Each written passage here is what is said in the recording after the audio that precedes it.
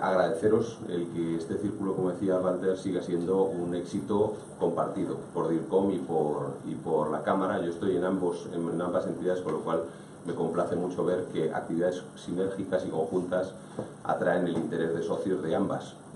Y creo que esto además tiene mucho que ver con la selección de los temas. Este tema que hoy tenemos, los intangibles y su medición, es claramente el tema.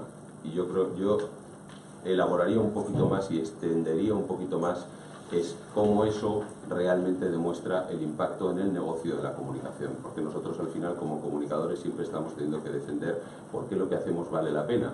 Siempre hemos encontrado en los intangibles un buen escudo protector, pero realmente lo que nos hace imprescindibles es cuando ese escudo protector, normalmente en situaciones de crisis, se convierte en algo que aminora el impacto de una crisis o incluso puede ayudar a superarla, mientras que otros a lo mejor con esa crisis desaparecen y cesan en su actividad.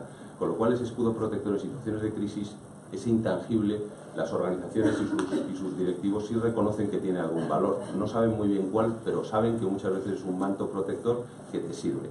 Yo creo que lo importante, el reto verdadero de los comunicadores sigue estando en que en situaciones de normalidad, es decir, no cuando de verdad somos el neurocirujano que tiene que operar allí un cerebro abierto, sino en situaciones de normalidad, en medicina preventiva y en medicina de familia, seamos capaces de demostrar que con la comunicación aportamos valor al negocio. Si somos capaces de demostrar eso, estaremos en un discurso directivo, que yo creo que es lo que muchas veces nos ha faltado. Yo, como decía Walter, efectivamente aspiro a presentarme a la presidencia de DIRCOM y creo que uno de los retos que tenemos sigue siendo ese, sigue siendo el que esta profesión, que ya se ha cualificado un poco como profesional, siga siendo una profesión que empiece a ganar peso directivo y que empiece a ser una profesión de gestión, no una profesión de comunicadores. Los comunicadores estamos todos convencidos de lo importante que es lo que hacemos. Lo importante es que estén convencidos los compañeros del comité de dirección, otros departamentos, los presidentes, los CEOs, los consejos de administración, la propia sociedad, pero empecemos por casa. Y en casa tenemos que ser capaces de demostrar que lo que hacemos aporta al negocio.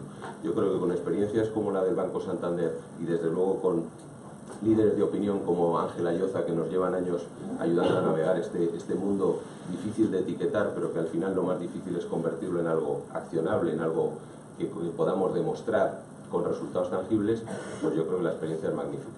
Para ello Eduardo y Susana, Eduardo Pucho de Abella Casa, que además ambos me gustan mucho porque son otro ejemplo de la multidisciplinaridad que tiene la comunicación. La comunicación es un sitio al que llegamos desde muchas vías. No es solo un lugar para periodistas o para experiodistas. Es un lugar para gente que entienda el valor de la comunicación. Y eso lo puede entender perfectamente un licenciado en Ciencias Políticas como Eduardo y lo puede entender una ingeniera como Susana.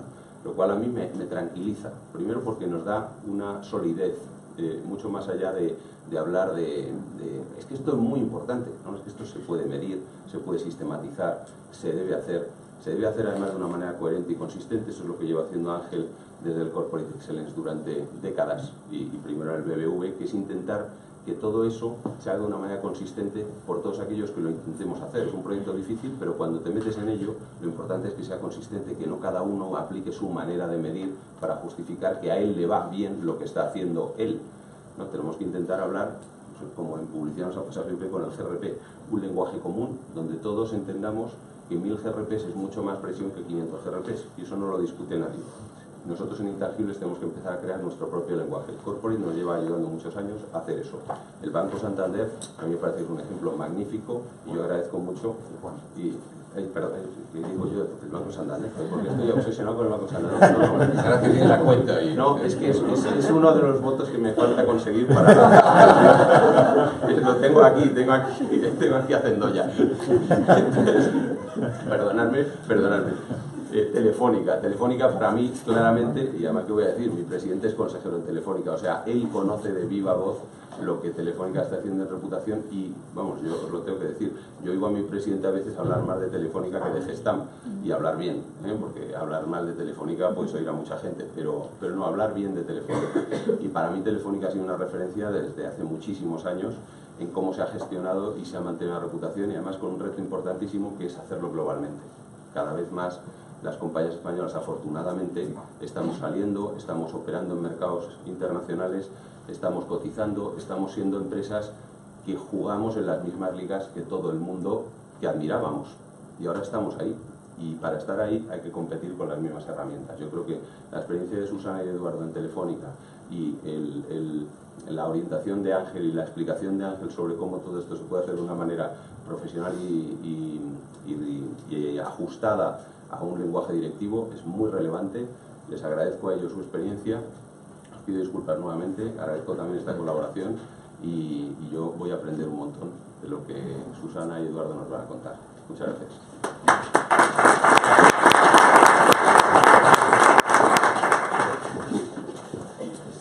Viva Honduras. Viva Honduras.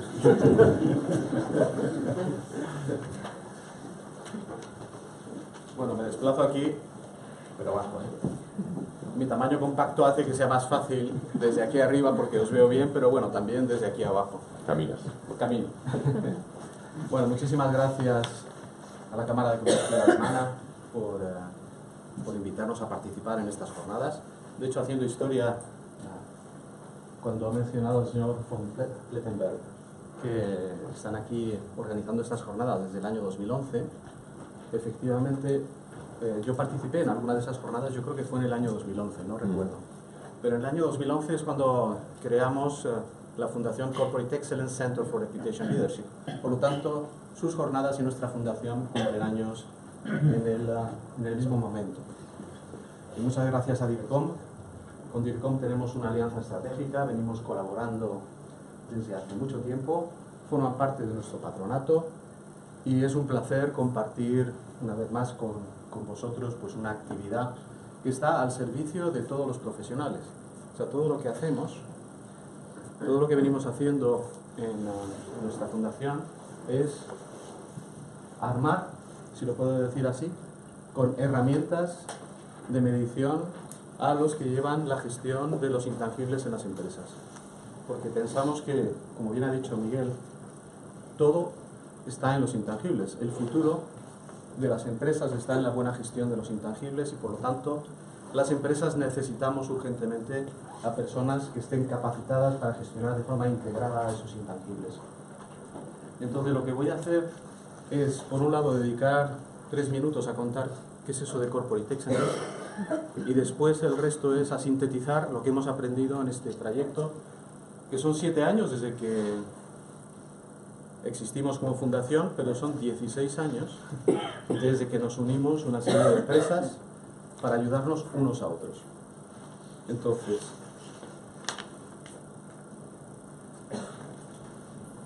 un segundo, que esto tiene que tener un on-off en algún sitio. Aquí está. Ya está. ¿Se escucha bien atrás? Sí. ¿O necesitas micro? Ajá. Adelante. Muy bien. Pues, ¿cómo definirnos? Es verdad que la forma jurídica es una fundación, pero nosotros somos, me gusta llamarlo así, un think tank, un acelerador de conocimiento. Es un acelerador de conocimiento que lo hace desde el año 2002, en que 4 empresas, amigos diría yo, nos unimos porque en aquel momento habían ocurrido muchas cosas. Si recuerdan, el año 2002 es un año fatídico porque se produce la crisis de Enron, de Arthur Andersen, justo un año antes. En el año 2002, antes mencionabas mi trabajo anterior en BBVA, se produce también una crisis de reputación en el banco y en ese año pues se decide crear una dirección de reputación al mismo tiempo que en Telefónica. Cuando digo al mismo tiempo es en la misma semana. Entonces, esa decisión hace que la dirección de reputación de Telefónica y la de BBVA hayan sido las primeras direcciones de reputación en Europa. Y claro, eso, cuando asignaron a la persona que tenía que llevar esos temas, en mi caso fue, yo llevaba la estrategia de comunicación, lo que se llamaba entonces imagen, marca, métricas, y dijeron, bueno, no sabemos muy bien qué es eso de la reputación, pues que lo lleve la Yoza. Sí.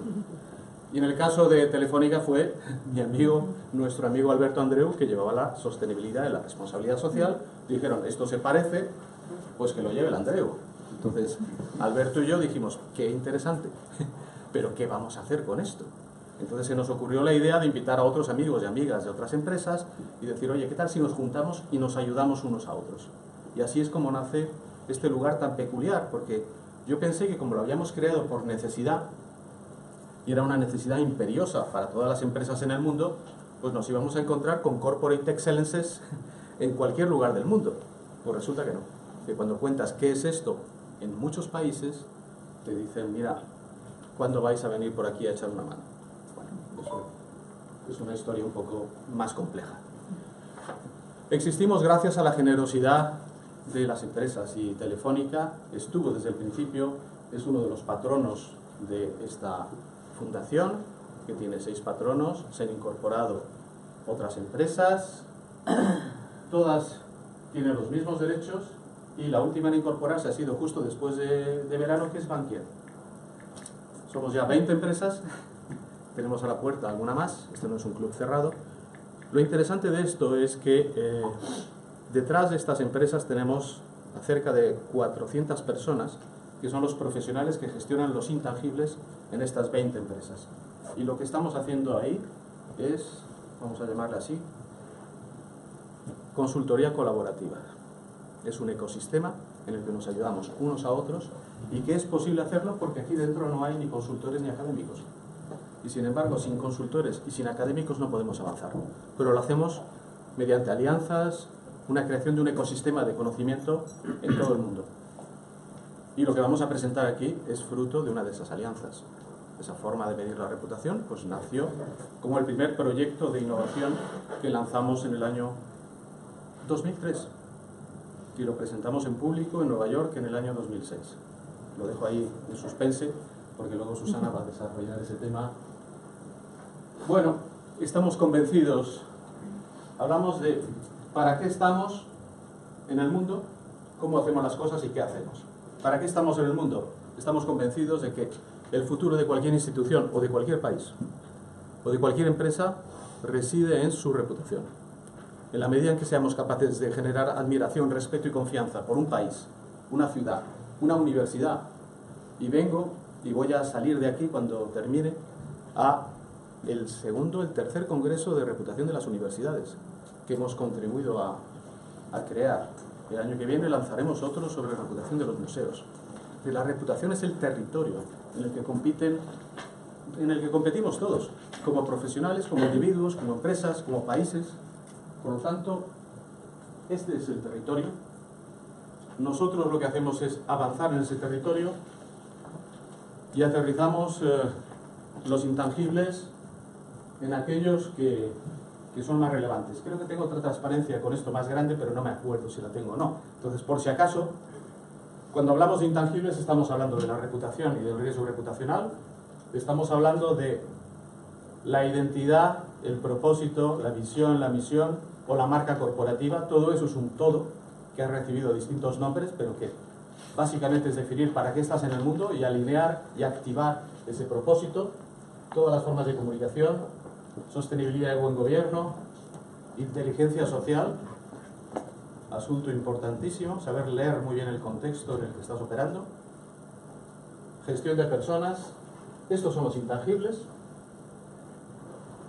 y 2 asuntos que son transversales. A diferencia de los financieros, que tienen indicadores y métricas totalmente asentadas, estandarizadas, reconocidas mundialmente y que nadie discute, nosotros tenemos que hacer the extra mile, o sea, tenemos que hacer un esfuerzo adicional porque resulta que nuestra disciplina es más joven y nuestros indicadores no son reconocidos como estándares. Por lo tanto, tenemos que inventar, poner en el mercado, poner a disposición de todos, es más correcto decirlo así, aquello que vamos descubriendo en la forma de medir, y en este caso la reputación, y intentar que esto se convierta en estándares de facto para ayudar a los gestores. Un estándar de facto es que una forma de entender la reputación, una forma de medirla, si la utilizan más de 50 multinacionales en el mundo, se convierte en un estándar de facto que ayuda a nuestros gestores a dialogar en igualdad de condiciones con el resto de los miembros del comité de dirección. Por lo tanto, métricas y formación. ¿Por qué? Básicamente, cuando hablamos de quién gestiona los intangibles en las empresas, nos encontramos con la necesidad de formar a esos directivos y directivas que sean capaces de gestionar estos intangibles de forma integrada. Estos directores y directoras de comunicación, o como les queramos llamar, que sean capaces de hacerlo. Y me complace muchísimo tener en la sala al menos a 2 exalumnas de este curso que venimos haciendo desde el año, bueno, no sé qué año, desde hace 6 años. Es la 6ª edición. 115 personas han pasado por ahí y este es el legado. Susana es una de ellas, María, y no sé si me dejo a alguien más. ¿Qué es lo que hacemos? Ayudar a las empresas a salir de la prisión del corto plazo. Si tú gobiernas tu empresa con indicadores financieros, el cuadro de mando con sus indicadores financieros ligado a las políticas de remuneración de los directivos, ¿qué tienes? Tienes una empresa que es prisionera del corto plazo, que es prisionera de la creación de valor solo para uno de sus stakeholders, que son los accionistas, y estás siempre cabalgando en la línea difusa de lo que es íntegro y lo que no es, de lo que es depredador y de lo que no es. Por lo tanto, aquí no se trata de hablar, sino de demostrar. Y para eso necesitamos indicadores no financieros en el cuadro de mando, vinculados a las políticas de remuneración. ¿Cuál es el indicador rey? Y lo veremos en todo un momento, y espero que estéis de acuerdo con esta idea. Es la reputación. Si tenemos la reputación ahí arriba, vinculada a las políticas de remuneración, tendremos una empresa que sale del corto plazo y que es capaz de crear valor para todos sus grupos de interés.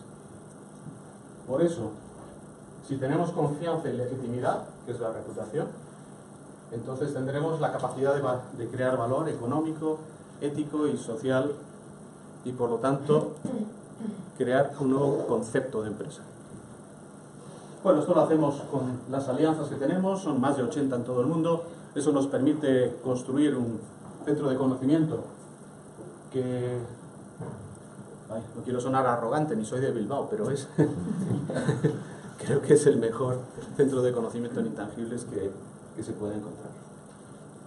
Producimos muchos informes y están a disposición de todos. También publicamos manuales, porque no había manuales en español sobre estos temas. La idea es divulgar, formar. Este es el programa del que hablaba antes, la gestión integrada de los intangibles, gestión estratégica de la reputación, marca y comunicación. Esto lo hacemos con ESADE. Formamos masivamente a empleados, una formación online. El riesgo reputacional es otro de los temas clave. Y luego, como novedad, está el acuerdo con la Universidad de Navarra y el IES con el lanzamiento del primer máster ejecutivo en reputación que existe en Europa y que empieza este viernes. Lo que hacemos lo ponemos a disposición de todos. Les invito a entrar en la página web, descargarse los contenidos. Tenemos unos 13.000 seguidores que lo hacen en España y en otros países. Más de la mitad proceden de América Latina. Y lo hacemos para vosotros. Lo hacemos para los profesionales que gestionan estos temas y que están agrupados tanto en DIRCOM como en la Arthur Page Society, en DIRSE, en esta que agrupa a las 150 empresas más grandes de Francia. Los europeos, una asociación de 20 facultades de comunicación, Fundacom, creada por DIRCOM, y la Global Alliance, que agrupa a 160.000 profesionales. Es desde aquí, desde donde hablamos, y desde aquí es desde donde hemos condensado pues lo que voy a contar ahora muy brevemente, y es, no le puedo llamar de otra manera, esto es una revolución, y es una revolución silenciosa, invisible, porque como bien dice la Real Academia, los intangibles se contraponen a lo tangible porque lo tangible se puede tocar, y lo intangible, dice la Real Academia, que no se puede tocar o no se debe tocar. Por lo cual te preguntas, ¿no se debe tocar? ¿Qué será? ¿Será peligroso? ¿Será una enfermedad dermatológica? ¿Será contagioso? No sé si es contagioso o no, pero si tomamos el Standard & Poor's 500, las 500 empresas más grandes de Estados Unidos, resulta que en un periodo de tiempo cortísimo, los intangibles apenas representaban el 20% del valor y del riesgo, y hoy es al revés. Más del 80% está en los intangibles, tanto del valor como del riesgo. Es verdad que hay un sesgo, porque las empresas del Standard & Poor's 500 tienen un sobrepeso. Bueno, sobrepeso lo tengo yo después del verano, no se dice así, está sobreponderado el sector de tecnología, y en tecnología la innovación y otros intangibles pesan muchísimo, pero si nos vamos al total de las empresas en todos los tamaños en todo el mundo, la mitad es tangible y la mitad es intangible. El 16 de octubre actualizamos estos datos. Lo venimos haciendo cada año, pues el 16 de octubre estáis invitados todos en la sede de Abertis, en el Paseo de la Castellana. Vamos a presentar la actualización de estos datos sobre el peso que tienen los intangibles, tanto en total como por sectores de actividad, y ya sé que no se ve. Hay sectores de actividad donde lo intangible es el 90%. Tecnología, telecomunicaciones, farmacéuticos, farmacéuticas. Y hay otras, en las extractivas mineras, donde igual es el 10%, porque el peso de las instalaciones es tal que lo intangible solo pesa el 10%. Pero si tenemos en la sala a alguien que trabaje en el sector extractivo, nos dirá que es el 10%, pero lo es todo. Porque si no creas capital relacional con los stakeholders en los que tienes tus operaciones, vendrá el regulador y te quitará la licencia para operar. Por lo tanto, los intangibles son absolutamente clave y se han convertido en cada vez más importantes por aceleradores. Hay aceleradores que explican por qué se ha multiplicado el valor de los intangibles.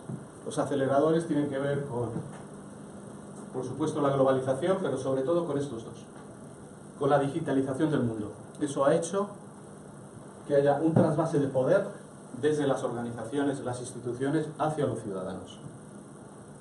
Ese trasvase de poder, con la llegada de Internet, significa que, como bien decía Miguel, a día de hoy, una crisis reputacional de cualquier organización en cualquier lugar del mundo, lo que hace es poner en peligro la existencia de esa organización, por la capacidad de respuesta que tienen tus stakeholders. Pues bien, eso no para de crecer, y por eso no parará de crecer el peso que tienen los intangibles en la creación de valor o en la destrucción de valor. Aquí está la transparencia en la que estaban más grandes. Bueno. Entonces, ¿qué deben de hacer las organizaciones y los DIRCOM ante esta situación?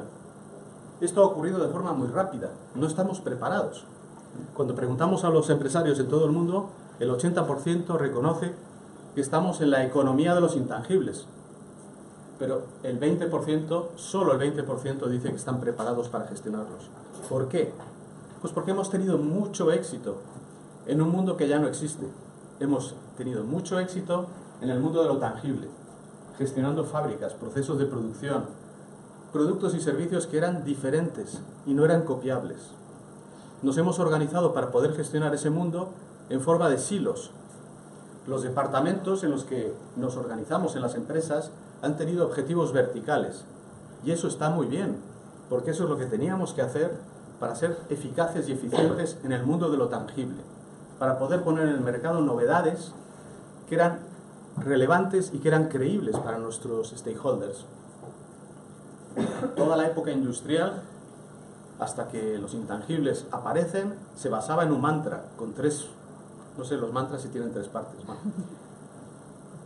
Ser capaces de hacer algo nuevo. Inventábamos cosas que no nos copiaban. Eran relevantes porque cubrían necesidades no cubiertas. Y eran creíbles porque es que todo el mundo confiaba en la palabra de las empresas, hasta los años 90. ¿Cuál de estas tres patas de este mantra se han caído? Las tres. No somos capaces de hacer cosas nuevas porque se copian, no son relevantes porque las necesidades están cubiertas, y el último es que no somos creíbles. Hay una crisis de confianza que se inicia en el 2002, que se multiplica por N en el 2008, y cuando hablamos las empresas no nos creen. Ante esa situación, ¿qué es lo que hace? ¿Qué es lo que pasa en el mundo? Pues lo que ocurre es que transitamos de lo tangible a lo intangible. Hasta ahí podíamos crear diferenciación no copiable, totalmente tangible, y teníamos legitimidad para operar, que era totalmente jurídica, exclusivamente jurídica, totalmente tangible. Por eso los intangibles no pesaban nada. Hoy la diferenciación se construye con las marcas corporativas, con los valores, con la visión, con el propósito, totalmente intangible. La legitimidad, que es lo que nos trae hoy aquí, ya no es jurídica, es social. O estás a bien con tus stakeholders o no te van a conceder la licencia para operar. La palanca para gestionar la reputación Perdón, la legitimidad es la reputación.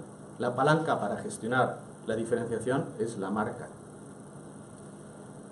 Por lo tanto, dos elementos intangibles que gobiernan la forma de crear valor para las empresas.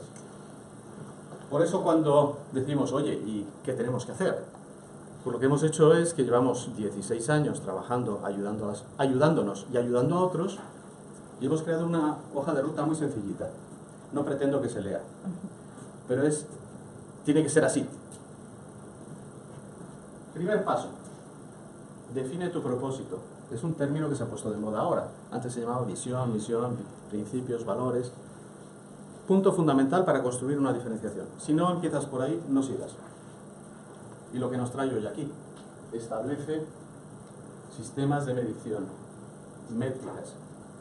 Reporta esas métricas al comité directivo y al consejo de administración para tener los recursos para seguir avanzando. Y cuando vayas avanzando vas a tener que enfrentarte a algo, que es transformar. Esos hilos de los que he hablado son el principal impedimento que tenemos las organizaciones para gestionar nuestros intangibles.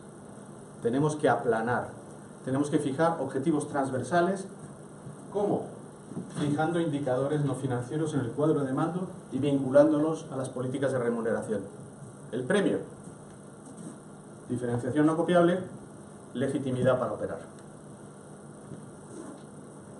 Por lo tanto, en una hipotética organización, a la que podríamos llamar la organización ideal de gestión de los intangibles, en la que no me voy a detener, tenemos aquí las funciones clave. La comunicación, la reputación, la marca y la identidad, entendida así. El resto, no voy a hablar de ello, voy a hablar de esto que está aquí, la medición. Necesitamos un área de inteligencia que sea capaz de leer el contexto social, que sea capaz de establecer métricas e indicadores que reporten o que reportemos al comité directivo y al consejo de administración. Esa función es clave. Necesitamos inteligencia, datos, métricas, KPIs de intangibles. Esta es una de las carencias o de las claves para tener éxito a la hora de gobernar los intangibles. Se acaba de presentar en vuestra casa, en la casa de DIRCOM, una investigación financiada por la Global Alliance en la que la universidad de, que nunca sé pronunciar esto, perdonadme, Huddersfield, en la que se analizan cuáles son las capacidades, las habilidades y los conocimientos clave que tiene que tener un o una directora de comunicación. Y fijaros que identifica, se ha hecho en 9 países, 11 capacidades clave, que clasifica en 3 bloques: de comunicación, de organización y profesionales. Entonces fijaros la parte de métricas, el lugar que ocupa en esas 11 habilidades clave. Conduct formative and evaluative research to underpin communication strategies and tactics. Entre las habilidades de comunicación. Provide contextual intelligence, entre las habilidades organizativas. Provide valued counsel and be a trusted advisor based on data. Y para eso necesitamos un marco estandarizado, una manera común y compartida de hablar de los intangibles y dejar de hacer cosas que solo nos hacen daño. Hace años se constituyó la AMEC, que es una organización que lo que quiere es estandarizar la forma de medir el impacto que tiene la comunicación en el negocio. ¿Qué es lo que hemos venido haciendo en todo el mundo hasta ahora? Pues hablar básicamente de qué es lo que hacemos de los outputs, cuántas noticias lanzamos, qué espacio ocupamos, espacio físico en los medios. Claro, ¿eso en qué te convierte? En un centro de coste. Solo estás midiendo los outputs. ¿Qué interés tiene eso? Justificar tu sueldo, justificar los recursos que manejas, cuando lo que tenemos que hacer es lo que es en esencia la comunicación. Comunicamos para provocar comportamientos. Tenemos que medir los outcomes y los impactos. dejar de hablar de inputs, de actividades, para hablar de esto. ¿Qué es lo que conseguimos movilizar con nuestra actividad? ¿Y qué debemos de reportar? Pues aquello que es clave. Indicadores de engagement en todos nuestros stakeholders. Indicadores de negocio. Indicadores de riesgos. Indicadores de reputación. No me detengo en los 4 indicadores, simplemente los menciono porque me estoy pasando de tiempo. Y ubicar claramente indicadores clave, KPIs, en el cuadro de mando. Que sean buenos, capaces de gestionarse y capaces de asignarle objetivos a esos KPIs. Un KPI tiene que tener detrás un marco teórico sólido. Lo que va a presentar en el caso de Telefónica, la manera que tienen de medir la reputación con todos sus stakeholders, son indicadores que tienen un marco teórico tremendamente sólido y que están vinculados a la creación de negocio o a la protección del negocio. Ese cuadro de mando, en el que venimos trabajando desde hace años, es un cuadro de mando en el que decimos, mira, hay 3 indicadores clave que tenemos que demostrar que tienen un impacto en el negocio, una relación causal. Cuando mejoramos en reputación, mejoramos en las actitudes clave que se convierten en comportamientos. Comportamientos positivos o comportamientos destructivos.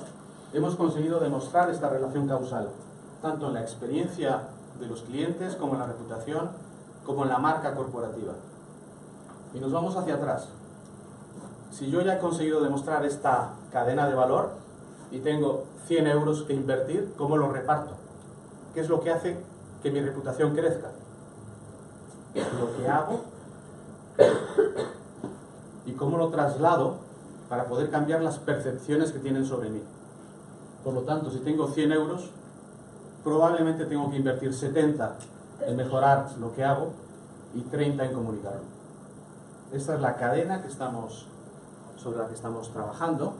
Es la cadena que ha utilizado también Telefónica a la hora de vincular los indicadores de reputación, o el indicador de reputación, la reputación global, y no voy a adelantar nada ni desvelar nada, con resultados de negocio.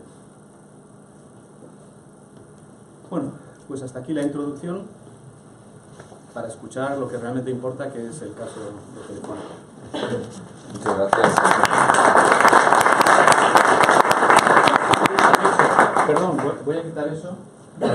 Creo que sea de todo verdad que pasemos a lo que realmente importa, porque eso también importa entender la base teórica, ¿no? Y de dónde vinimos y a dónde necesitamos ir y por qué. Yo lamentablemente la parte práctica, la realmente importante, me tengo que perder, tengo una reunión a las 10 y puedo perder mucha reputación ahí arriba si no aparezco.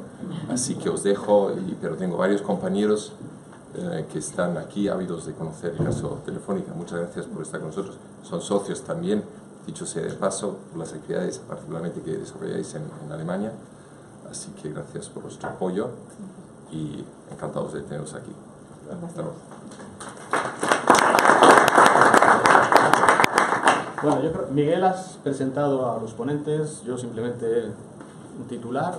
Susana es la responsable global de reputación de Telefónica y Eduardo Puig es el responsable de las relaciones con stakeholders también de Telefónica.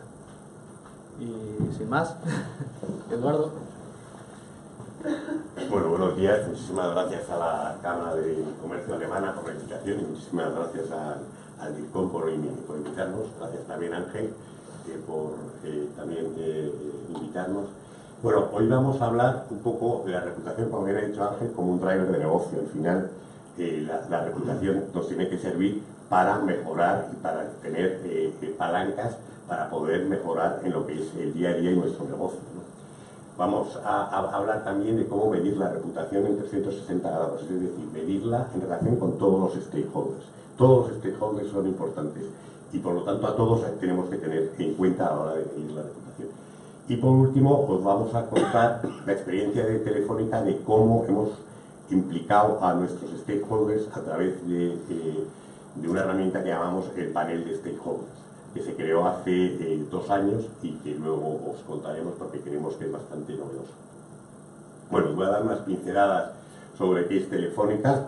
Telefónica está presente en 17 países, está presente principalmente en Europa y en Latinoamérica, que son dos realidades muy distintas en cuanto a desarrollo económico, social, pero también en cuanto a la hora de el tema de los intangibles, el desarrollo de cómo medir los intangibles.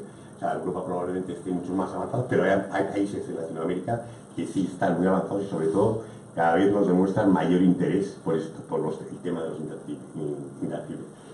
Pues tenemos unos ingresos de 52.000 millones de euros, tenemos 127.000 empleados, principalmente, como he dicho, en Latinoamérica y Europa, y actualmente tenemos, a 31 de diciembre de 2017, tenemos 343 millones de accesos. Telefónica, al contrario de otras empresas, tiene varias marcas comerciales. Tiene Movistar, que es la marca comercial en Europa y en Latinoamérica, tiene O2, que es la marca comercial en el Reino Unido, Alemania, y actualmente se acaba de lanzar en España, y tiene Vivo, que es la marca comercial en Brasil. Y luego pues, la marca madre sería Telefónica, lo que hace que nos complique las cosas bastante, porque al final los clientes a lo que se identifican es con la marca comercial. De hecho, en muchos países Telefónica pues casi no lo conocen porque las operadoras que tiene Telefónica en esos países fueron adquiridas a Belsouth, con lo cual antes era Belsouth y ahora se cambió a Movistar. Y en cuanto a los valores de estas tres marcas que son comunes es retador, abierto y confiable. A mí me gusta siempre hacer hincapié en el confiable, o sea, para que una marca que de verdad los clientes y los no clientes compren sus productos y servicios, cada vez estamos viendo más que la confianza es clave. Y es uno de los temas que vamos a trabajar, estamos trabajando desde Telefónica en temas de intangibles. Bueno, la reputación, como he dicho antes, como un driver de negocio. Vemos que la confianza a nivel global está cayendo en casi todas las organizaciones. En el último barómetro de Edelman pues se refleja que tanto los medios como los gobiernos, como las ONGs, incluso las empresas, están bajando en temas de confianza. Las empresas se están manteniendo mejor que las otras organizaciones, lo cual indica que la gente está confiando más en las empresas para que aporte soluciones, lo cual en el fondo es un reto para las empresas. Al final confiará en ti siempre y cuando seas capaz de hacer frente a ese reto que te está poniendo la sociedad. Luego, como ha dicho Ángel, en el informe de GIF, pues, cada vez pesa más los intangibles a la hora de medir el valor de las empresas. Esto es especialmente evidente, también como ha dicho Ángel, en las empresas de telecomunicaciones. Yo creo que en todas las empresas en las cuales la innovación es clave para seguir siendo una empresa líder, pues obviamente los intangibles pesan muchísimo. Como he dicho antes, al final los intangibles nos tienen que servir para gestionar el negocio, si no, es muy poco justificable dentro de la empresa y tiene muy poco sentido medirlo fuera. Al final lo que recogen es qué hago, cómo me ven y en función de esto te vendrá dada la reputación. Entonces, como es muy importante y yo creo que es clave, es cómo hago las cosas. Porque según cómo haga las cosas, mi reputación se va a mover hacia arriba o hacia abajo. Y además, yo creo que hoy en día los clientes son cada vez más exigentes. O sea, cada vez el cliente te va a valorar más de cómo estás haciendo las cosas y si estás cumpliendo las promesas que le estás haciendo. Bueno, Von Braun ya ha hablado Ángel. Pues al final la reputación es un tema de percepción, es de cómo te perciben a ti como empresa. Y las percepciones, al final, tienes que ser una empresa que sea atractiva a todos los grupos de interés. Y tienes que tener en cuenta, como he dicho al principio, todos los grupos de interés. Esa percepción de los grupos de interés es lo que te va a marcar la reputación. Son percepciones, son actitudes y comportamientos, y estas actitudes y comportamientos va a ser lo que te afecte y te mejore o te deteriore tu negocio. Bueno, aquí veis que la reputación cambia de un sector a otro y que incluso dentro del mismo sector hay empresas que están muy bien valoradas reputacionalmente y otras que no tanto. Como veis, nuestro sector no es muy bueno reputacionalmente. Solo está por detrás nuestro la banca. Con lo cual, esto quiere decir que tenemos que trabajar muchísimo. Dentro también del sector de telecomunicaciones varía muchísimo de un país a otro la reputación de las empresas de telecomunicaciones. Pero bueno, esto demuestra que tenemos que trabajar mucho, porque además, como he dicho anteriormente, los intangibles tienen un peso enorme en nuestro sector. Aquí veis las diferencias, pues en el sector bancario las diferencias que hay, en el sector de las nuevas tecnologías las diferencias que hay, en sectores que parece mentira que haya tantas diferencias como puede ser seguros, hay también diferencias, y en el sector de la alimentación, pues os cuento, ¿no? Hay unas diferencias abismales y entre los sectores. Ahora le voy a dar la voz a Susana, que va a contar cómo medimos la reputación en 360 grados. Bueno, me voy a acercar aquí porque seguro que se me oye mejor. Yo siempre hablo muy bajito. Un poco lo que ha comentado Ángel, esto es claro que hoy a fecha de hoy la reputación es un activo clave de negocio. Pero hace más de 10 años no lo teníamos tan claro, más allá del contexto que él ha comentado, de grandes caídas de importantes compañías, ¿no? Entonces, cuando hace más de 10 años recibimos este encargo de empezar a gestionar la reputación, el reto que teníamos es cómo vamos a gestionar algo que ni siquiera tiene una definición única. Y que si vas a la red tampoco te da palancas de gestión, te está hablando únicamente de que es algo digno de admiración, pero no te está diciendo en base a qué. Nosotros investigamos, nos juntamos con otras grandes compañías intentando tener un entendimiento conjunto de la situación. En ese entendimiento, que era un poco la historia que comentaba Ángel al inicio, empezamos a investigar y a contactar con, llamémoslo pensadores, porque ni siquiera había grandes institutos o grandes organizaciones que midiesen la reputación. Hoy en día tenemos un montón y cada vez están proliferando más herramientas que te miden reputación desde un punto de vista bien percentual, desde un punto de vista pues más bien de gestión de riesgo o de asociación con marca, pero hace 12 años no existía. Y la definición que más nos encajó y que más palancas de acción nos daba era justo la que ha presentado Eduardo hace 2 slides atrás, donde estábamos hablando realmente de una percepción que tenían nuestros grupos de interés sobre el desempeño global de la compañía. Y estábamos hablando de un desempeño global, no estábamos hablando únicamente de una experiencia cliente, que si queréis era uno de los intangibles que de alguna forma más historia teníamos como compañías midiendo, pero que este caso en concreto de reputación iba más allá. No valía tener un buen producto o un servicio, sino que había algo más diferencial. Entonces, en base a esa definición que nos convencía, contactamos con, de alguna forma, Charles Fangun, que era el pionero en cuanto a entenderlo así, y un conjunto de empresas de España intentamos identificar cómo podríamos tangibilizarlo en base a palancas de gestión. La verdad que el salto era muy grande, porque había que la reputación de una compañía no es única, depende de según qué grupo de interés que estés hablando. Entonces decidimos abordarlo con público general, porque era un poco lo que hablábamos, en función de lo que había ocurrido en las caídas de las grandes empresas, realmente la imagen que el público general, que representa al final la sociedad, tiene de estas compañías puede trascender o no a otros grandes líderes, a otros grandes grupos de interés, como puede ser temas de regulador, líderes de opinión y demás. Empezamos a trabajar con ellos, porque entendíamos que eran como, de alguna forma, el eco que podría contagiar o beneficiar a lo que estábamos haciendo como compañías. Para poder medirlo, empezamos a hacer grandes investigaciones a nivel mundial y logramos definir un modelo, que es el que voy a comentar ahora, que hoy por hoy, bueno, entiendo que muchas compañías lo conocéis, que es estamos hablando del modelo REC-TRAC, que en aquel entonces fue de los primeros estandarizados y multisectorial. Os quiero comentar que voy a hablar 2 slides de ello.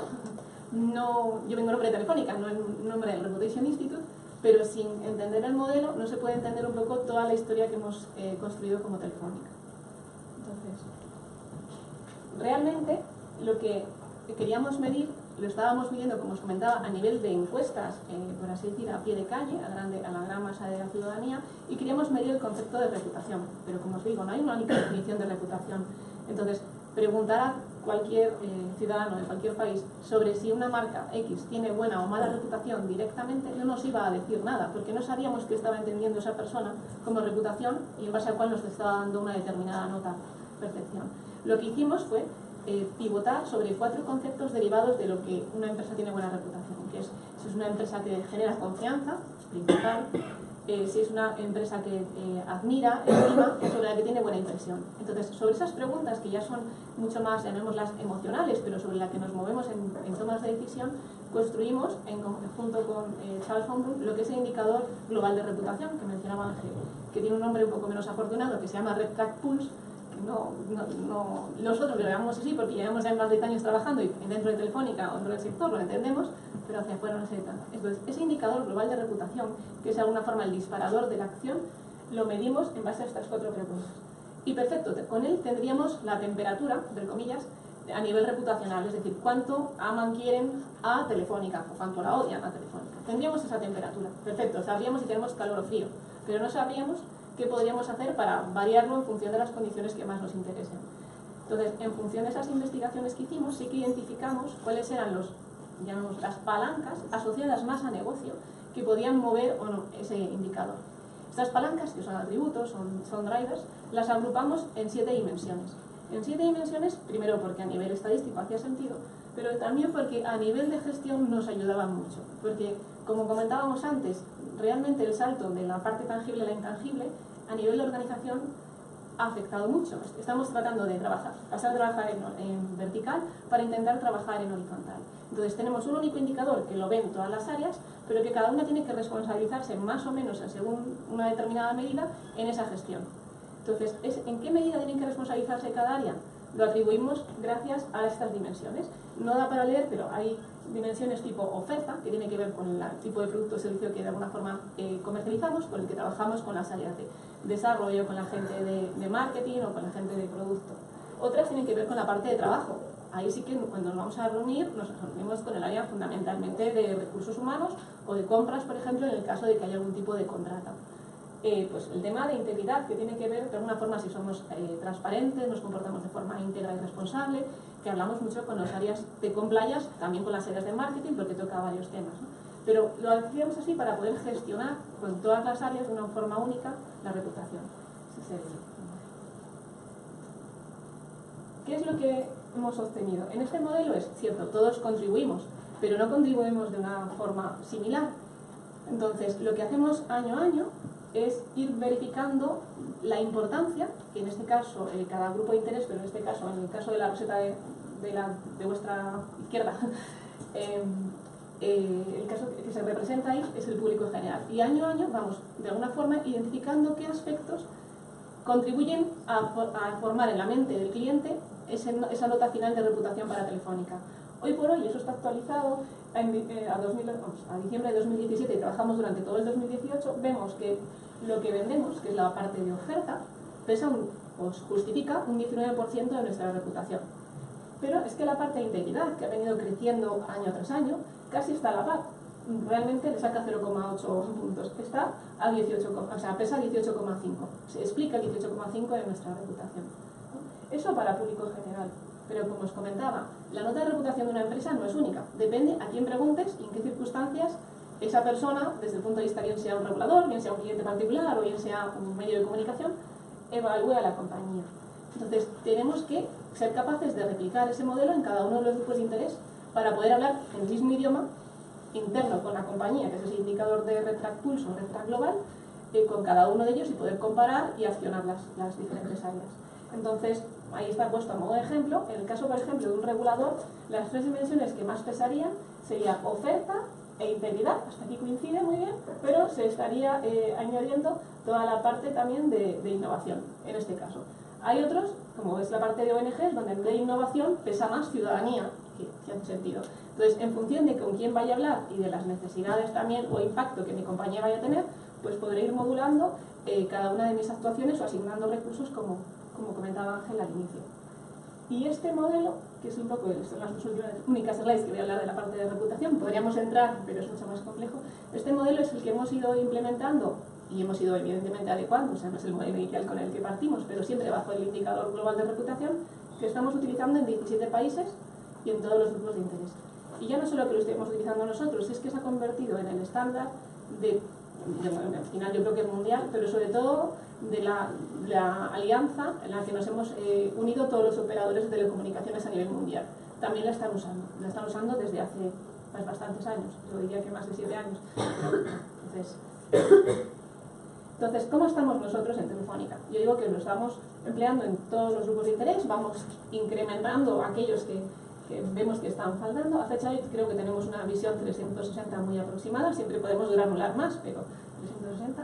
El primer grupo de interés con el que empezamos era la parte de sociedad en general, empezamos hace ya más de 10 años, lo tenemos con salidas trimestrales, porque sobre todo nosotros que somos una compañía eminentemente B2C, sí que queremos tener el pulso de lo que está ocurriendo, excepto que la reputación no cambia drásticamente de un trimestre a otro, pero también es cierto que se ve muchas veces también contaminada por el estado, no sé cómo llamarlo, social, anímico de los países, y es bueno tenerlo también modulado porque podemos trabajar con nuestras áreas de relaciones institucionales y demás.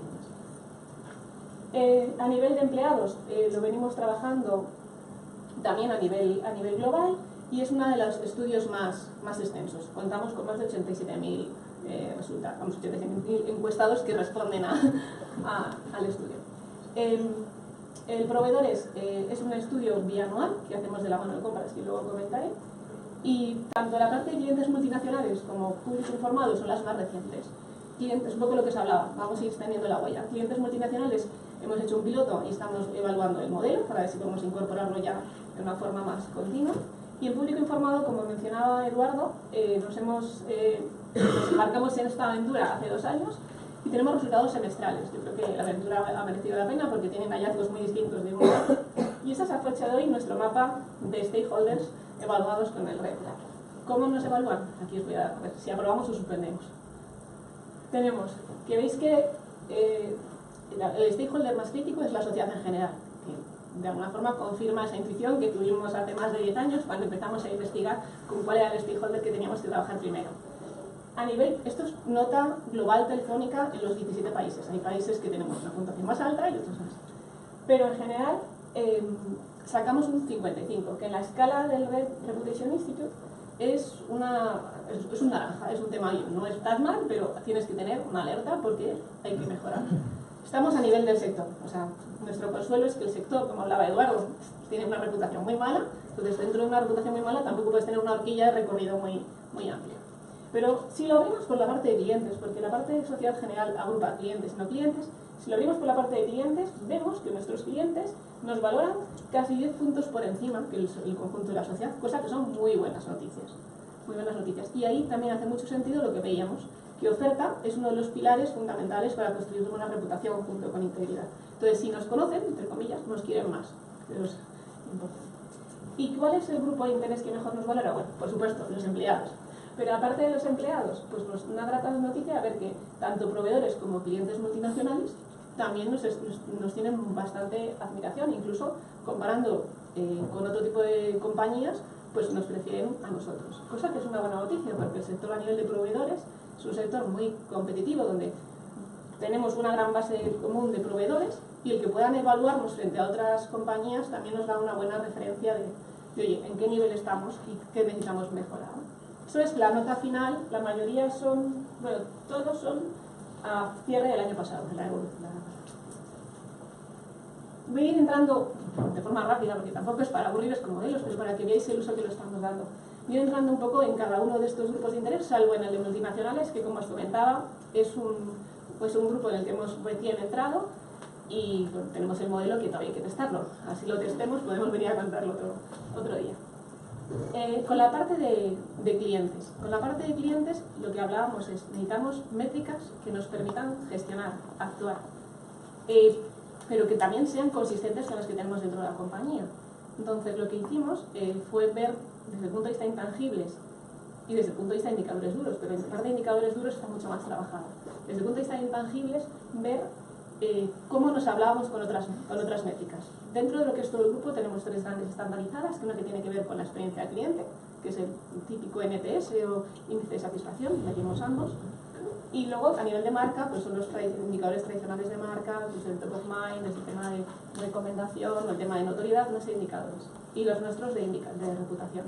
Vimos que ambos, todos los 3 indicadores, de alguna forma, se comportaban de forma muy consistente, unos con otros. Y fuimos capaces de identificar, llamémosle, y construir un cuadro de mandos con los más relevantes para que los grandes responsables a nivel de dirección puedan entrar y evaluar de una forma, no se ve, pero la idea es que sean como semáforos para saber dónde hay una pequeña desviación, en qué métrica, y de alguna forma algunas métricas pueden ser antecedentes de otras e intentar reaccionar a tiempo. Eso por una parte. Más allá de que en conjunto, con las 3 áreas, identificamos 20 palancas que podríamos estar actuando bien a nivel global o local en función de que ocurra qué en la reputación. ¿Vale? Hay otro experimento piloto que no he puesto ahí, pero que también nos dice que vamos por el buen camino, que hicimos el año pasado en México, donde planteábamos qué relación hay entre reputación y satisfacción con indicadores duros. Comentar que resultamos, la verdad que medimos muchísimos indicadores, desde incluso, ya no solo el tema de ventas, altas, bajas, sino temas de tiendas físicas, número de empleados, si son de alguna forma contratas, ¿no? Y al final vimos que hay una relación muy directa entre satisfacción y reputación, pero con indicadores de negocio. Satisfacción, incrementa satisfacción, de alguna forma te garantiza las altas, te impacta muy directamente sobre altas. Pero el tema de reputación, donde impacta, es en las bajas. Si tienes una caída de satisfacción y vienes con una reputación medianamente buena, por lo menos durante un trimestre, lo que estábamos midiendo, de alguna forma te hace de colchón y no afecta a las bajas. Pero como siga el siguiente trimestre, ya empieza a afectar y en el siguiente hay un efecto multiplicador. Si mantenemos caída en satisfacción, aunque la reputación aparentemente esté más o menos sólida, pero caen ambos. Eso nos pareció, pues la verdad que muy importante, lo queremos, bueno, muy importante, un hallazgo relevante porque siempre estábamos intentando mezclar métricas duras con métricas intangibles y los estamos replicando para ver si es una casuística solo de México, lo estamos replicando en otros países para ver si realmente afectase. Eso en cuanto a la parte de clientes. En cuanto a la parte de empleados, ¿qué hicimos? Construimos el modelo de Reputation Institute, como comentábamos, pero en vez de hacerlo en base a encuestas independientes, para poder identificar esas palancas de gestión con el área encargada de gestionarlas, que en este caso era de recursos humanos, utilizamos un estudio que ya está en la casa, que es el estudio de clima. Y en él incluimos las palancas de reputación, de forma que podamos saber si al final el movimiento X del pulse ha podido ser debido a un tema de capacidad, de equipo, de energía, o sea, de alguna forma el idioma y las palancas propias del área de recursos humanos. Lo que sí que podemos ver es que la nota de reputación de Telefónica entre sus empleados a nivel consolidado, a nivel mundial, ha ido creciendo. Incluso cuando llegamos a valores que son, de verdad, excelentes, 84 es una nota muy alta, a nivel incluso, aunque sean de empleados, pero vemos que seguimos creciendo. No sé qué ocurrirá este año, que hay que hacerla en diciembre, pero... Y aquí os quería compartir también una pequeña parte del modelo, es fea la diapo, pero sí que se ve también la relación que hay entre reputación y negocio a nivel de comportamientos, de recomendación. Esto es modelizado en conjunto con el Reputation Institute y en aquel día entonces también lo hicimos con Alcor, con Concha, que está hasta el fondo. Es modelizado el estudio de recursos humanos en base a diferentes drivers, en base a diferentes dimensiones, que no se corresponden con las que teníamos inicialmente. Se corresponden, como os decía, con las que gestionan recursos humanos.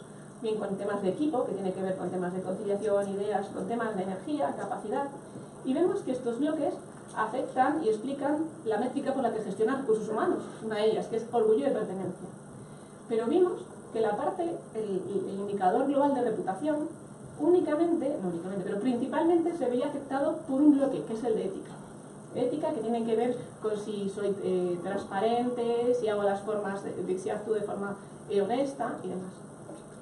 Y lo importante es que lo que son aquí, no para leer, pero son dos actitudes de nuestros empleados, que es una recomendación de Telefónica como lugar de trabajo, o recomendación de Telefónica, o productos de Telefónica, pues en un ambiente de conocidos, amigos.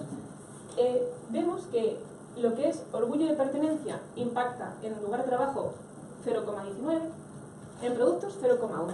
Bien, o sea, sabemos que son buenos embajadores, pero la reputación que de Telefónica tienen nuestros empleados impacta en la misma medida en el lugar de trabajo y casi el doble en recomendación de productos y servicios.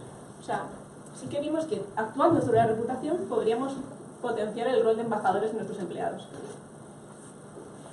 Que voy a pasar muy rápido, pero es todo lo que tiene que ver con la parte de proveedores, que hicimos lo mismo. En la casa ya hay un estudio de proveedores que se lanza bianualmente, que lidera el área de compras y que tiene módulos y palancas propias del área de compras. Entonces decidimos aprovecharlo para incorporar ahí nuestro estudio de reputación, para poder también mover la reputación conforme viene el área de compras trabajando. Entonces hay una serie de dimensiones que también se corresponden, son 7, pero se llaman de otra manera. Se llama de liderazgo, integridad, orientación al proveedor o al comprador.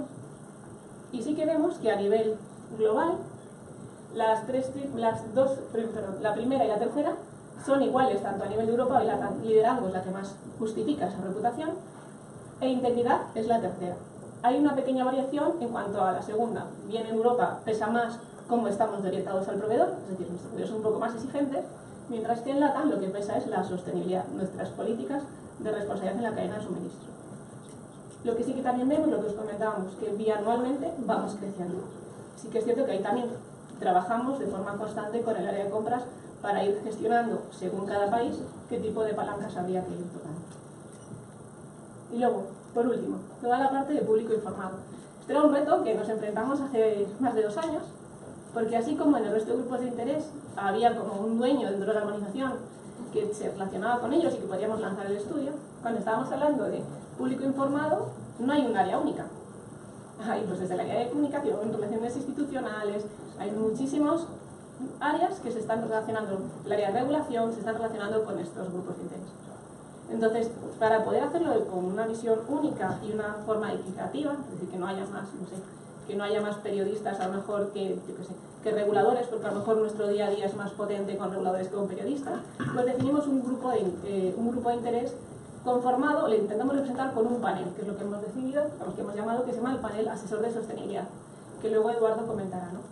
Entonces, en ese panel, aparte de obtener la reputación que tiene sobre Telefónica, ya que lo montamos y es público, pues muy valioso, porque realmente sus opiniones están mucho, de alguna forma, nos permiten obtener palancas más directas que a lo mejor en público en general, que también es muy valioso, pero no tiene por qué conocer tanto de Telefónica, pues lo que establecimos es, aparte de medir esa reputación, lo que hicimos fue establecer ya un diálogo donde podríamos ir presentando temas que podrían ser más o menos relevantes para ellos. Al tiempo que evaluábamos la reputación de Telefónica y cómo impactaban el desempeño de Telefónica en esos temas en nuestra reputación.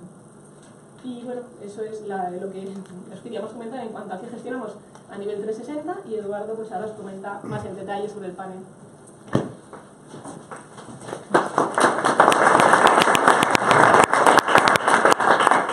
Bueno, efectivamente, pues hace más de 2 años nos dimos cuenta que teníamos que gestionar a nuestros grupos de interés y decidimos pues ver cómo montábamos este panel con los grupos de interés. Estuvimos mirando mucha literatura y viendo a ver si otras compañías tenían paneles similares, encontramos algunos y de ahí diseñamos un modelo. Lo primero que hicimos fue hablar con las áreas internas.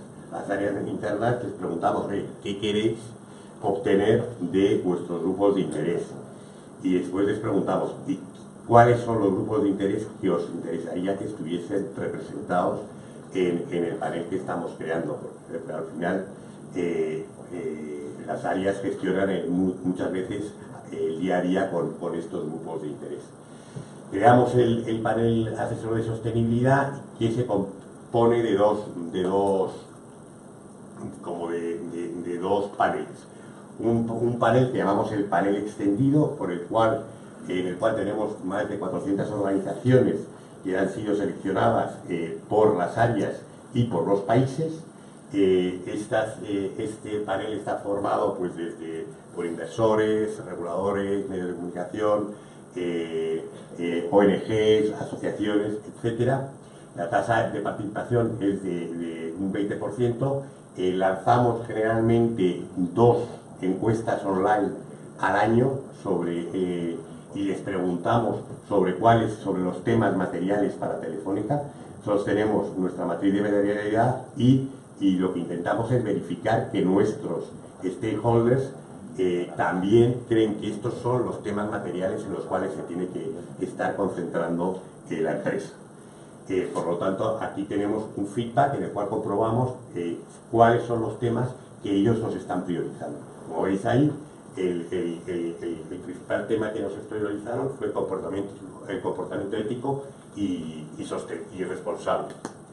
En este, como veis, el gap entre el público del panel extendido y el público general es muy amplio. O sea, tenemos mucha mejor reputación, llegando casi a un 70% en el público informado, que forma parte de nuestro panel, que en el público general. Luego creamos un panel central, porque al final la información que obtenemos del panel extendido es una información que es semestral y que nos da el feedback, es importante, pero no es un feedback tan directo. Entonces, este panel central que creamos es un panel físico, o sea, nos reunimos trimestralmente por audioconferencia y una vez al año presencialmente.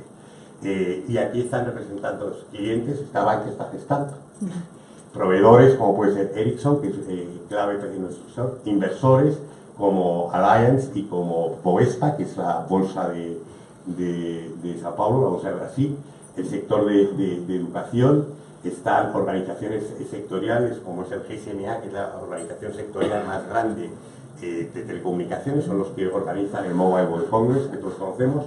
Está una organización que se llama el País Digital de Chile, que toca temas de nuevas tecnologías, y también tenemos servicios profesionales como puede ser CREAP, R-Value o System, que es una consultora alemana. Aquí lo que intentamos crear también es que estuviese representados la mayor parte de nuestros stakeholders y también que estuviese proporcionalmente representado Europa y Latinoamérica, porque las realidades son muy distintas, por lo cual tenemos panelistas de ambas regiones.